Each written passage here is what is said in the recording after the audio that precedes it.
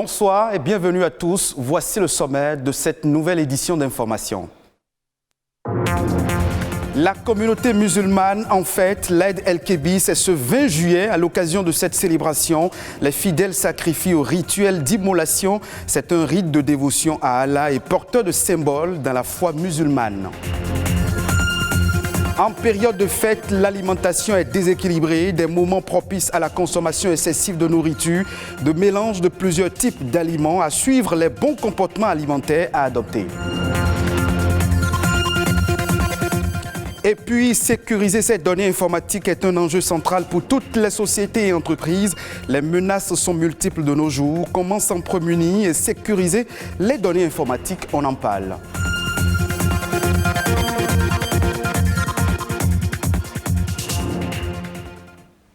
La communauté musulmane célèbre ce mardi la fête de l'Aïd el-Kébir. À l'occasion, les fidèles musulmans ont convergé en grand nombre vers les lieux publics de prière pour louer Allah avec dévotion et pitié. Au cœur de la célébration, le raffermissement de la foi et la maîtrise de soi. Après la prière, les fidèles retournent chez eux et la fête se poursuit dans les familles. L'autre étape de cette célébration de la Tabaski, l'immolation du mouton. Les croyants musulmans sont invités à verser le sang sur le sol, non pas pour le souiller, mais pour le purifier. En islam, l'immolation du mouton est un sacrifice divin et un acte de dévotion. Quel est le symbolisme de l'immolation du mouton pour un fidèle musulman? Élément de réponse dans ce reportage signé Junis Setonji et Émile Azopota. C'est un rituel annuel. Il a lieu le 12e mois du calendrier lunaire qui rappelle la soumission d'Ibrahim à Dieu lorsque celui-ci lui demanda d'offrir en sacrifice son fils unique. Communément appelée Tabaski, cette fête est essentiellement marquée par l'immolation d'une bête. Dieu a ordonné à l'ange Gabriel, avant que l'œil ne clignote, qu'il lui présente un bélier qui va immoler à la place de son fils. C'est ce qui a été fait. Donc, à la place de son fils, Dieu a remplacé son fils Ismaël par le bélier.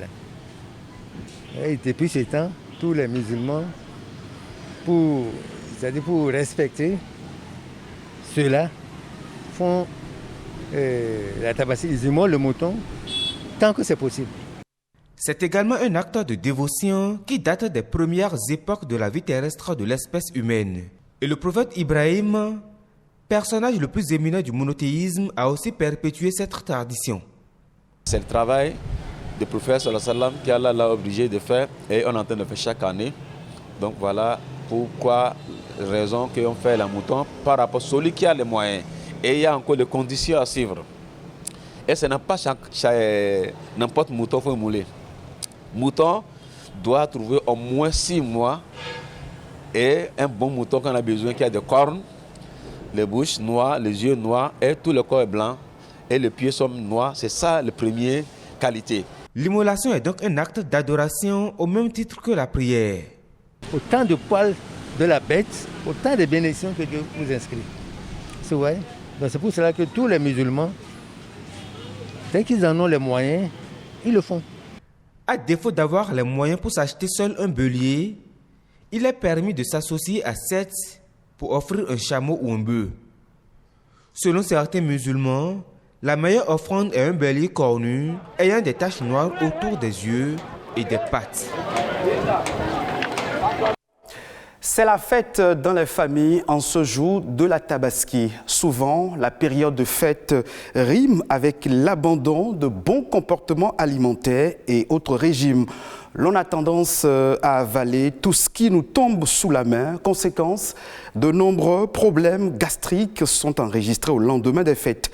Pour éviter ces problèmes, Patrick Zivoedo, diététicien et nutritionniste, nous donne ici quelques astuces. Après la fête, on enregistre tellement de problèmes gastriques. Et c'est pourquoi il y a des problèmes gastriques. C'est parce qu'on mélange les aliments. On mélange peut-être des boissons alcoolisées au vin. On mélange des liqueurs au vin mouf. Et surtout, on attend souvent les triglycérides, ça veut dire que les graisses dans le sang. Et parce qu'on a mélangé peut-être du cassoulet avec du poulet, ou bien du cassoulet avec saucisson, ou bien du cassoulet avec jambon. Pour éviter tout cela, il faut savoir manger. Il faut savoir faire les bonnes combinaisons. Oui, vous devez consommer des boissons, mais en modération. Surtout les boissons sucrées, c'est rempli d'arômes, des additifs. Donc il faut souvent les diluer par de l'eau tiède avant de les consommer. Et éviter surtout les vins alcoolisés, près de 12% d'alcool. Non, restez dans les marges de 8%, 7%. Je pense que ça va vous apporter du bien. Et les vins se dégustent souvent avec du poisson grillé ou les viandes grillées. Mais en ayant soin de mettre des antioxydants tels que l'oignon, le curcuma et le clou de girofle. Et l'ail, lorsque le problème surviendrait, le premier comportement c'est d'aller à l'hôpital et se diagnostiquer pour voir ce qui se passe. Si vous n'avez pas les moyens de l'hôpital, première des choses, un verre d'eau tiède à chaque 30 minutes toute la journée. Ça vous permet de sortir les gaz, de transpirer et retrouver votre pleine forme. Et le second jour, vous prenez rien que des légumes à eau ou des fruits à eau. Exemple, la pastèque et papaye. Vous mélangez le tout, vous prenez ça toute la journée. Et le troisième jour maintenant, abonnez-vous aux protéines végétales. Qu'est-ce que ça veut dire? Je prends par exemple notre menthe poivrée, ce qu'on appelle chayo. Je le prends et je prends ça en infusion toute la journée. Et le quatrième jour, je pense que je peux me retrouver naturellement et continuer mes activités. Parlons à présent de la gestion des données informatiques en entreprise. Vous le savez sans aucun doute, le piratage est devenu un véritable problème aussi bien pour les particuliers que pour les entreprises et les institutions publiques. La prise de certaines mesures s'avère donc indispensable pour se protéger des pertes de données, d'où la nécessité de sécuriser les données informatiques. Comment sécuriser donc ces données? Élément de réponse dans ce reportage. Les chevaux de Troie, eux, c'est comme une antenne que le pirate, il place sur votre ordinateur.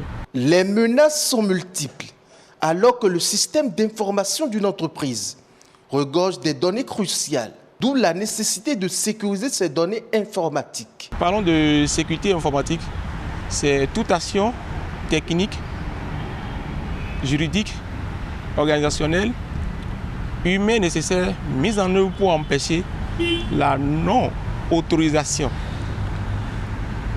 la mauvaise utilisation, la modification et le détournement des données informatiques. Sécuriser les données informatiques au sein d'une entreprise, en fait, c'est toute la procédure qui est mise en œuvre, qui est adaptée au sein de l'entreprise en vue de garantir la confidentialité, l'inviolabilité et l'intégrité des informations clients, des informations internes, des informations propres à l'entreprise. Un pirate peut chercher à s'engouffrer dans un de ces points d'accès afin de toucher l'essentiel du système d'information. Il convient alors de protéger les données sensibles à l'aide de différentes solutions techniques. Le pirate, son but, ce n'est pas normalement de gagner.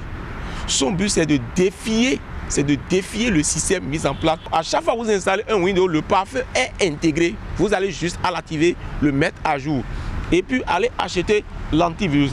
Les données qui concernent notre structure, notre entreprise, on peut toutefois les sauvegarder sur un serveur, on peut les conserver et même en cas de perte, toute l'entreprise peut un jour prendre feu, tout peut partir. Il est alors évident que sécuriser ces données informatiques est un enjeu central.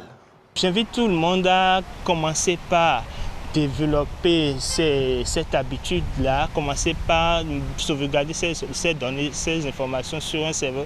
Tous les chefs d'entreprise, tout le monde quand même, qu'on commence par adopter ça désormais et on sera à l'abri des pertes des informations, tel fichier, telle information, je n'ai plus. Donc, je pense que la solution est quand même là. L'entreprise pourra en effet poursuivre son activité en récupérant les données stockées et mises à jour régulièrement. Mais il importe aussi que ces sauvegardes soient stockées à l'extérieur de l'entreprise pour ne pas être décryptées en cas d'attaque. Voici à présent le condensé de quelques sujets ayant marqué l'actualité internationale ces dernières 48 heures. Un condensé réalisé par Rodrigue Babaguito.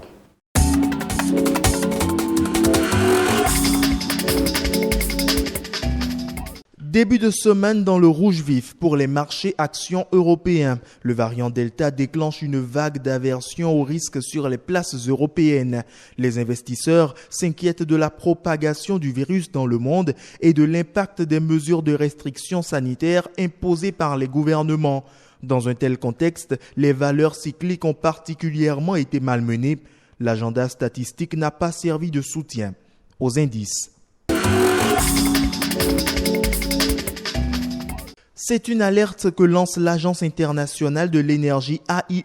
Les émissions mondiales de CO2, source première du réchauffement, devraient atteindre un niveau jamais vu d'ici 2023. Ils pourraient même continuer à croître les années suivantes au vu de la trop faible part que les plans de relance liés au Covid consacrent aux énergies propres. Les États ont débloqué des sommes sans précédent pour affronter la pandémie, mais à peine 2% sont allés à ce jour à la transition en faveur des énergies propres.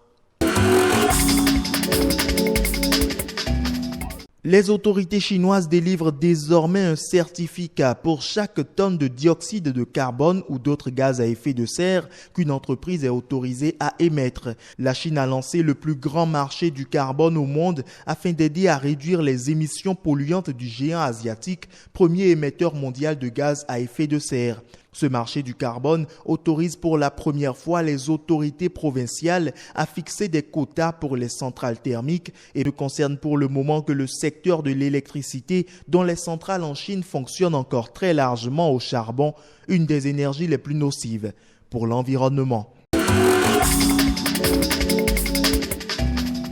La Commission européenne propose de réduire à zéro les émissions de CO2 des voitures neuves dans l'Union européenne à partir de 2035. Cette date va donc connaître l'arrêt des ventes de véhicules essence et diesel au profit des motorisations 100% électriques. Par une telle mesure, la Commission espère atteindre un transport complètement décarboné en 2050, comme le secteur aérien qui ne pourra plus bénéficier de kérosène non taxé pour les vols intra-européens dès 2023. L'industrie automobile européenne proteste contre le projet européen et réclame une transition moins rapide vers le zéro émission.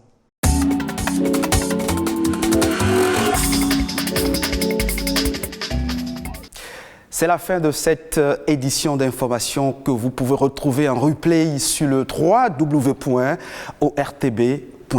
Merci de votre fidélité.